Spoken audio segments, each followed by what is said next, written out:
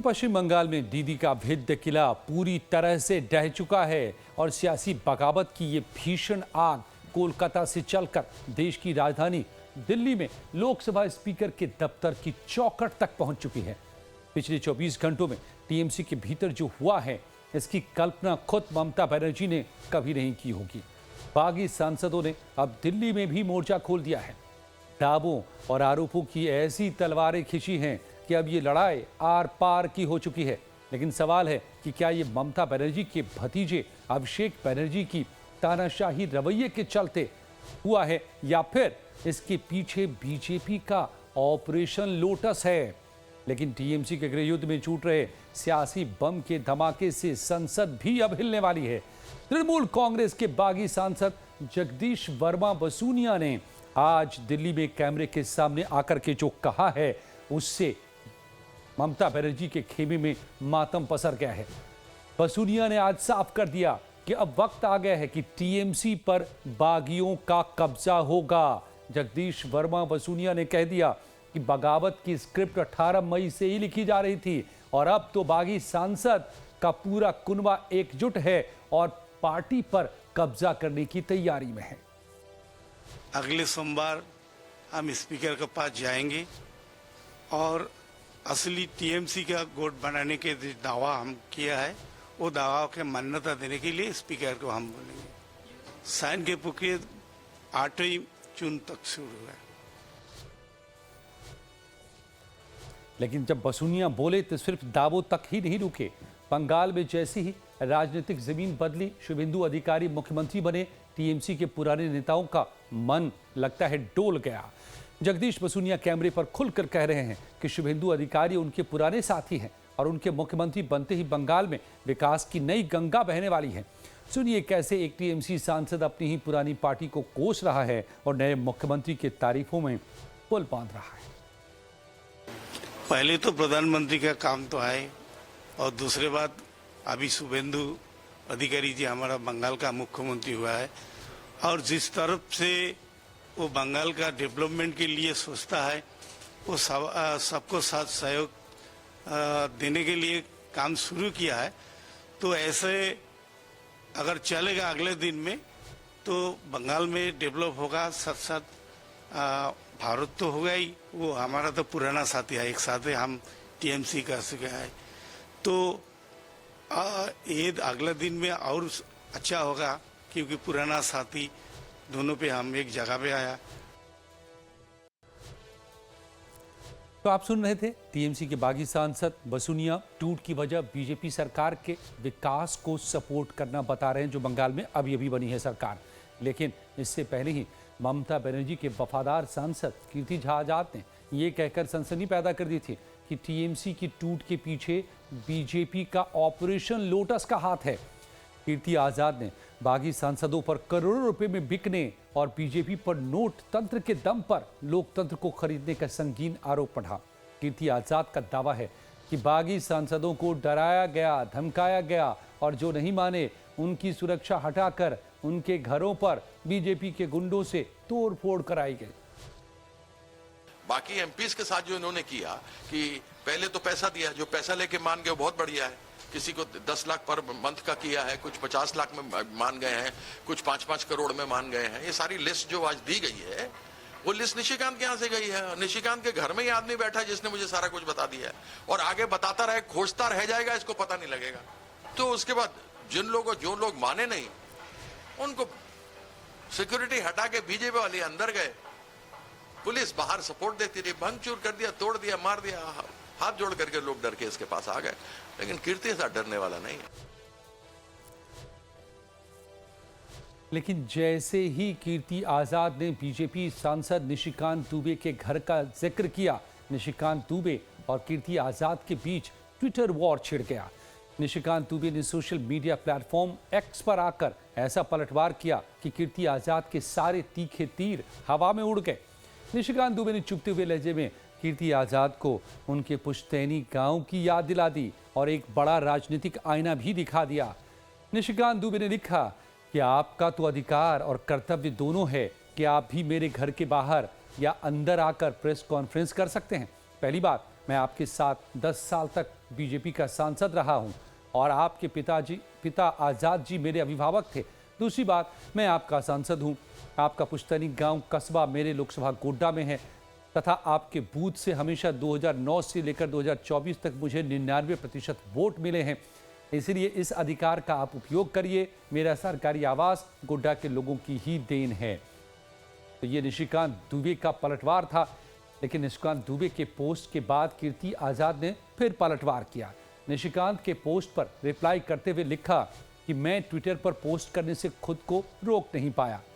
अमित शाह के मार्गदर्शन में चल रहा ऑपरेशन लोटस किस तरह काम कर रहा है? राज्यसभा सांसद पद से इस्तीफा देने वाले प्रकाश बारीक ने दिवंगत नेहरू के प्रिय निशिकांत दुबे के घर के सामने प्रेस कॉन्फ्रेंस की। ये घटना कुछ सांसदों द्वारा सुबह भूपिंदर यादव से उनके आवास पर मुलाकात करने और फिर शुभेंदु अधिकारी द्वारा शताब्दी रॉय के घर पर फूलों का एक सुंदर गुलदस्ता ले जाने की घटना के क्रम में हुई है, जहां 8 सांसद उपस्थित थे। अब तक अमित शाह का ऑपरेशन लोटस विफल रहा है। वे मेरी सुरक्षा और होमगार्ड हटाकर मुझ पर दबाव डाल रहे हैं, लेकिन दुर्भाग्य से मैं उनकी इस चाल के आगे झुकने वाला नहीं हूं। ये कहने की आवश्यकता नहीं कि मुझे भाजपा के विभिन्न सांसदों और संगठन के लोगों के अनगिनत फोन आ चुके हैं। ये था कीर्ति आजाद का पलटवार निशिकांत दुबे के ट्वीट पर। तो कीर्ति आजाद और बीजेपी के सांसद निशिकांत दुबे के बीच चल रहे इस ट्विटर वॉर के बीच टीएमसी के बागी सांसद जगदीश बसुनिया ने भी मोर्चा संभाल लिया और टीएमसी सांसद कीर्ति आजाद को सरेआम झूठा करार दिया।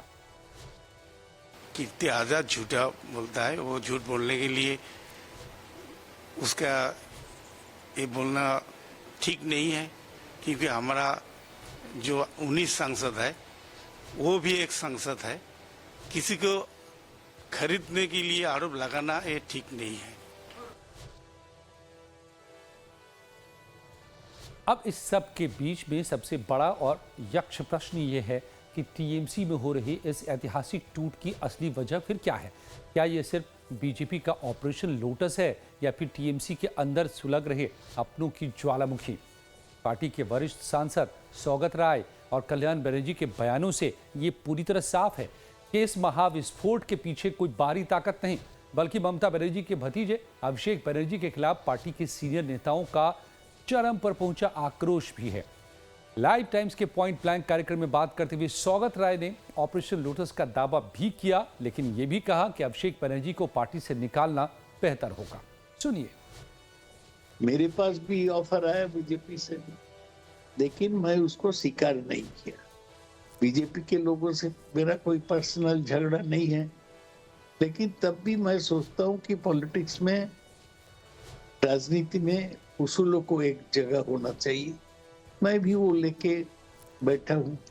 उनकी भतीजा है, blood is thicker than water, ये बोला जाता है। लेकिन मैं समझता हूं कि अगर ये करते हैं, if she can distance herself from Abhishek, it will give her A political advantage. तो सौगत राय दोनों बातें कह रहे हैं। एक तरफ अभिषेक को पार्टी से बाहर करना बेहतर होगा ममता के लिए, ये भी कह रहे हैं, तो दूसरी तरफ ये भी कह रहे हैं कि बीजेपी से उनको ऑफर आया। और एक दिन पहले टीएमसी के सांसद और ममता के करीबी अब तक रहे कल्याण बनर्जी का भी गुस्सा फूटा था और उन्होंने किस तरह पार्टी की टूटने का ठीकरा ममता के भतीजे अभिषेक बनर्जी पर फोड़ा था, ये भी सुन लीजिए।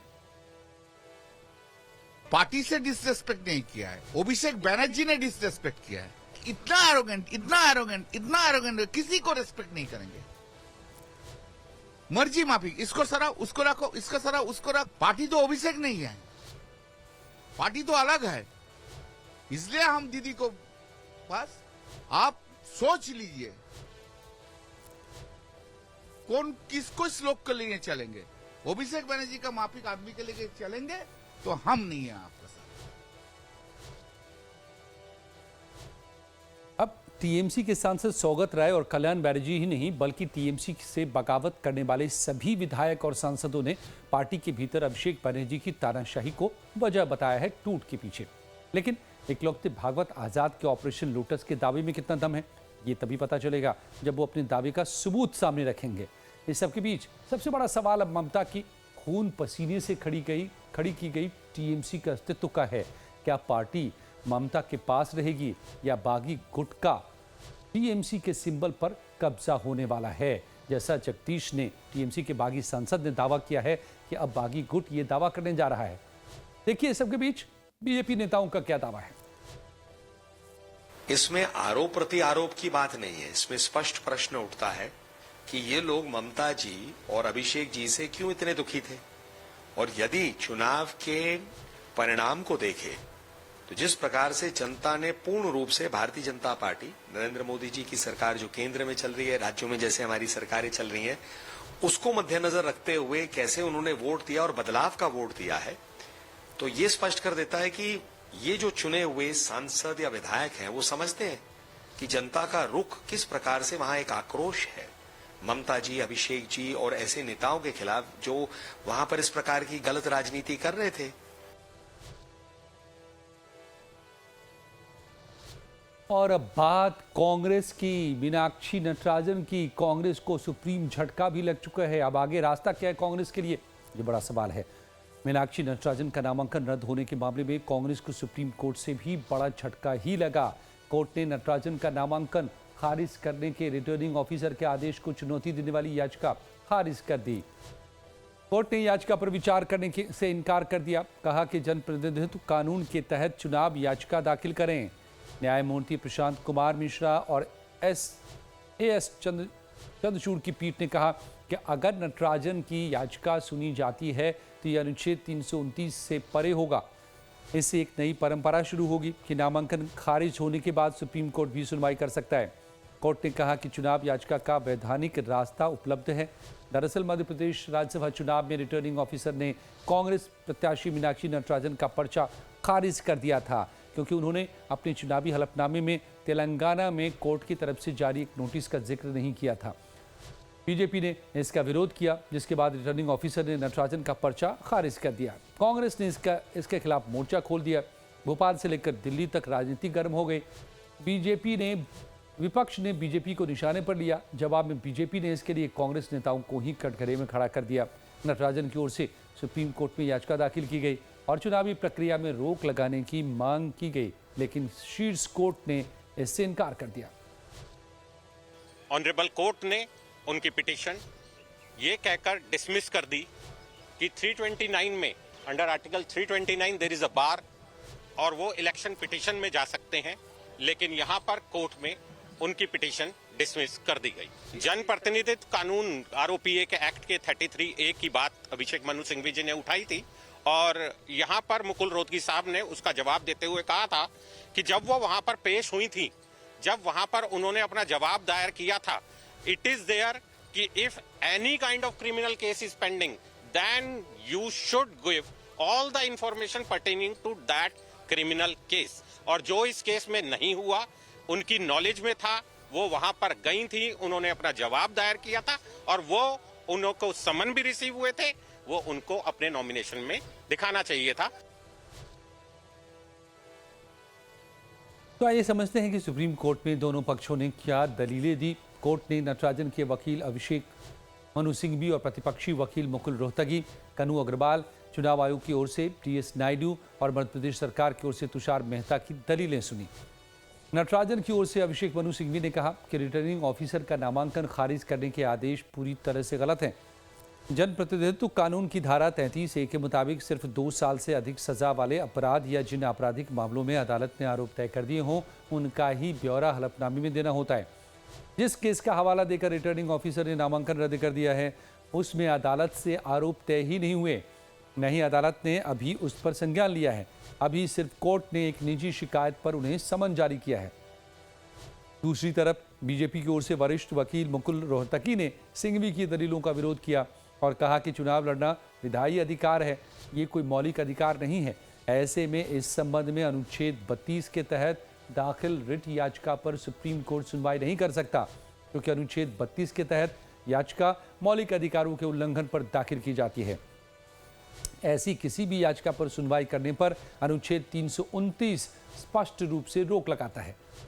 मुकुल रोहतगी ने यह भी कहा कि नियम के मुताबिक हलफनामे में सभी लंबित आपराधिक मामलों का ब्यौरा देना होता है, सिर्फ उन मामलों का नहीं जिनमें आरोप तय हुए हों। दूसरी तरफ सिंघवी ने दलील दी कि अगर नामांकन खारिज करने में स्पष्ट रूप से गलती हुई है तो सुप्रीम कोर्ट पूर्ण न्याय करने के लिए अनुच्छेद 32 के तहत दाखिल याचिका पर सुनवाई कर आदेश दे सकता है। लेकिन सुप्रीम कोर्ट ने कहा कि वो सिंघवी की दलीलों से सहमत नहीं है। तो सुप्रीम कोर्ट ने यह भी कहा कि व्याख्या को बढ़ावा नहीं दिया जा सकता, जिसके तहत कुछ मामलों में अदालत हस्तक्षेप करे और कुछ मामलों में पक्षकारों को चुनाव न्यायाधिकरण का सहारा लेने के लिए छोड़ दे। कोर्ट ने कहा कि निर्वाचन अधिकारी अगर नामांकन रद्द करता है तो प्रत्याशी के पास चुनाव आयोग का दरवाजा खटखटाने के अलावा कोई दूसरा उपाय नहीं होता। अगर चुनाव आयोग में सुनवाई नहीं होती है तो हाई कोर्ट में याचिका दाखिल करें। अब देखना यह है कि कांग्रेस पार्टी इस मुद्दे पर आगे इस लड़ाई को कैसे बढ़ाती है। सुप्रीम कोर्ट में याचिका खारिज होने पर कांग्रेस नेता मीनाक्षी नटराजन ने कहा कि उनके वकील अदालत के फैसले का अध्ययन करेंगे, लेकिन ये सभी जानते हैं कि चुनाव आयोग निष्पक्ष नहीं है। कांग्रेस अध्यक्ष मल्लिकार्जुन खड़गे ने भी कहा कि ये अनैतिक और लोकतंत्र विरोधी है। चुनाव आयोग ने प्रधानमंत्री मोदी के इशारे पर ऐसा किया है।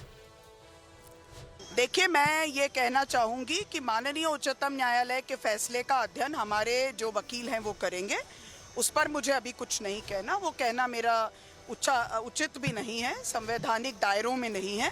लेकिन चुनाव आयोग कॉम्प्रोमाइज्ड है, ये तो सब लोग जानते। ये तो उनका रिजेक्शन ये इलीगल है, ये मॉरल है, एंटी डेमोक्रेटिक है और जो सरकार ने कराया है ये मोदी जी के इशारे के बिना नहीं होता, ऐसी बड़ी चीजें।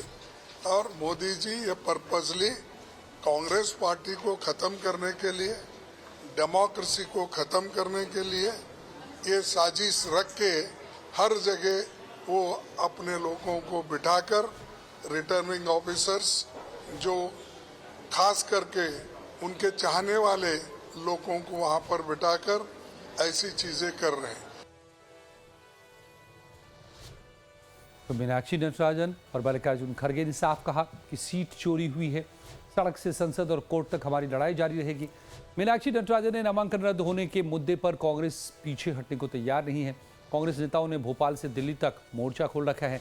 भोपाल से दिल्ली पहुंचे कांग्रेस विधायकों ने कांग्रेस दफ्तर से राष्ट्रपति भवन तक मार्च निकाला। इस दौरान जमकर हंगामा और आक्रोश भी देखने को मिला। पुलिस के साथ भी कांग्रेस नेताओं की तीखी नोकझोंक दिखी। विरोध प्रदर्शन कर रहे कई कांग्रेस नेताओं को पुलिस ने हिरासत में लिया। एमपी कांग्रेस के नेता उमंग सिंघार ने भी बीजेपी और चुनाव आयोग पर हमला बोला। जैसी दलील दी गई चुनाव आयोग द्वारा कि हमें जानकारी नहीं है, सुप्रीम कोर्ट में कहा गया। 2 दिन पहले जब सुप्रीम कोर्ट में लगा, उसके पहले चुनाव आयोग को कांग्रेस का डेलीगेशन मिला। तो क्या चुनाव आयोग को जानकारी नहीं? ये बड़ी आश्चर्य की बात। पूरे देश को भ्रमित किया जा रहा है, प्रदेश को भ्रमित किया जा रहा है। और देश में जब ये पहला मामला है कि बगैर केस के एक फॉर्म रिजेक्ट किया गया, तो इससे स्पष्ट है कि चुनाव आयोग नहीं चाहता देश में लोकतंत्र है। तो कांग्रेस ने 18 जून को होने वाले राज्यसभा चुनाव के लिए मध्य प्रदेश से मीनाक्षी नटराजन को प्रत्याशी बनाया था, लेकिन उनका नामांकन खारिज होने पर बीजेपी का रास्ता साफ हो गया और बीजेपी के तीनों प्रत्याशी निर्विरोध निर्वाचित घोषित किए गए। गुरुवार को रिटर्निंग ऑफिसर ने बीजेपी प्रत्याशी तरुण चुग, रंजीश अग्रवाल और महेश केवट को जीत का प्रमाण पत्र भी दे दिया। दूसरी तरफ मीनाक्षी नटराजन ने कहा कि ये सीट चोरी है। ये सवाल सिर्फ उनकी व्यक्तिगत हार का नहीं, असली चिंता इस बात की है कि लोकतंत्र को बार बार झटके लग रहे हैं। मीनाक्षी ने कहा कि हम लड़ने के लिए तैयार हैं, पूरी पार्टी एकजुट है। सुप्रीम कोर्ट से याचिका खारिज होने के बाद फिलहाल कांग्रेस के पास अब 2 रास्ते हैं। इलेक्शन पिटीशन दाखिल करके चुनाव आयोग के पास जाए, चुनाव परिणाम को चुनौती देते हुए हाईकोर्ट में याचिका दाखिल करे। तो अब देखना यह होगा कि सुप्रीम कोर्ट से झटका लगने के बाद कांग्रेस पार्टी का अगला कदम क्या होगा। पार्टी चुनाव आयोग के पास जाती है या फिर हाईकोर्ट में याचिका दाखिल करती है।